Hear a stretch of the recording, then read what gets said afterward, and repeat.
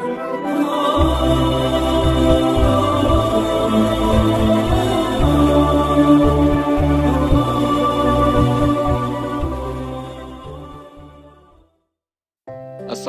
warahmatullahi wabarakatuh.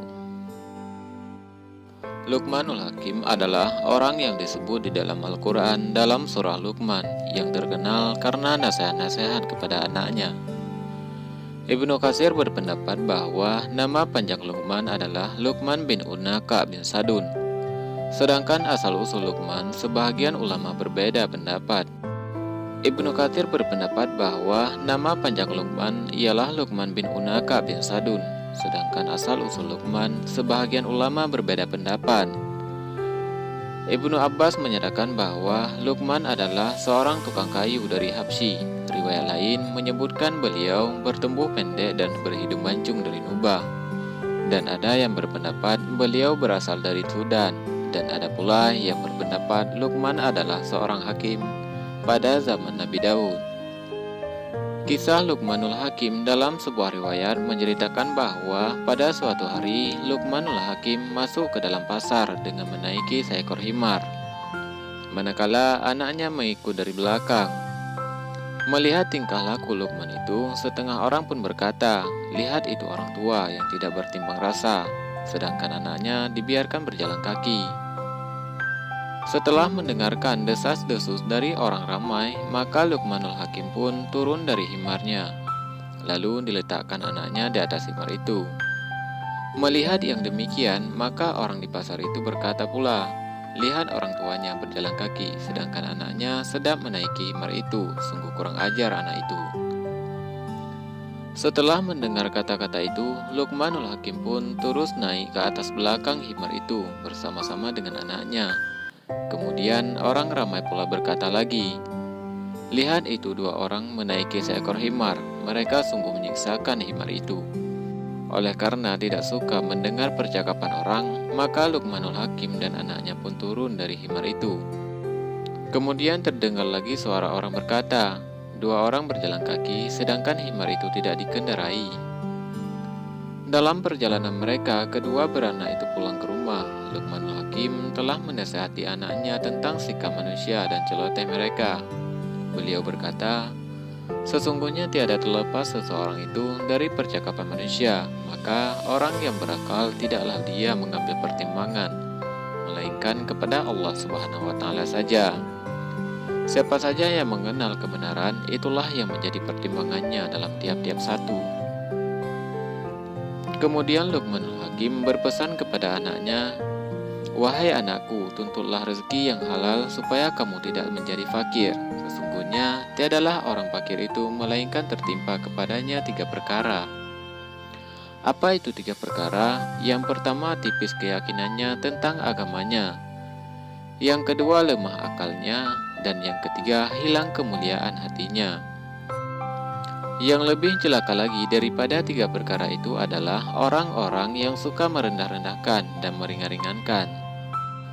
Di antara nasihat Luqmanul Hakim yang terdapat dalam surah Luqman adalah, yang pertama, jangan mempersekutukan Allah Subhanahu wa Ta'ala. Yang kedua, berbuat baik kepada kedua orang tua.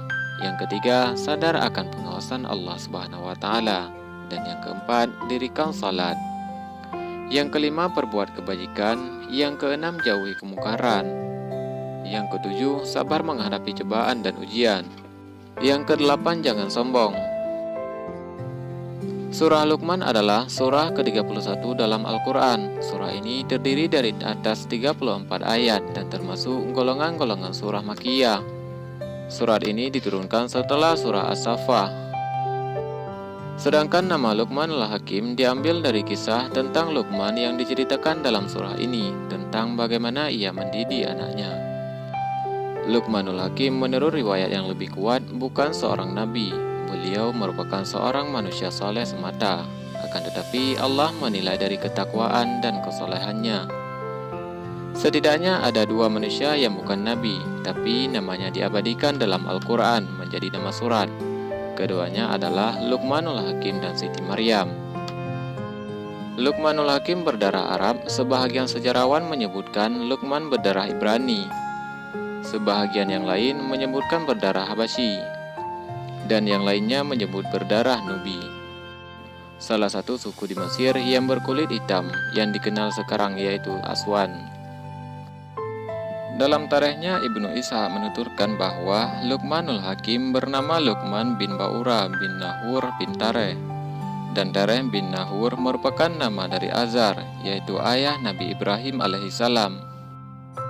Sedangkan Wahab bin Munabbih mengatakan bahwa Luqmanul Hakim adalah putra dari saudari kandung Nabi Ayyub alaihissalam. Sedangkan Muqatil menuturkan Luqman adalah putra dari bibinya Nabi Ayyub alaihissalam.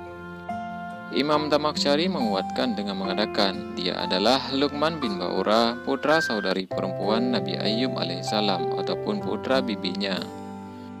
Sedangkan riwayat yang lain mengatakan bahwa Luqmanul Hakim adalah cicit Azar, ayahnya Nabi Ibrahim alaihissalam. Luqmanul Hakim hidup selama 1000 tahun. Beliau sezaman bahkan gurunya Nabi Daud alaihissalam. Sebelum Nabi Daud alaihissalam diangkat menjadi nabi, Luqmanul Hakim sudah menjadi mufti saat itu, tempat konsultasi dan bertanya Nabi Daud alaihissalam. Para ahli sejarah berbeda pendapat tentang profesinya. Sebahagian mengatakan profesinya adalah tukang jahit, sebahagian yang lainnya mengatakan tukang kayu, sebahagian yang lainnya menuturkan tukang kayu bakar, dan yang terakhir mengatakan bahwa sebagai pengembala.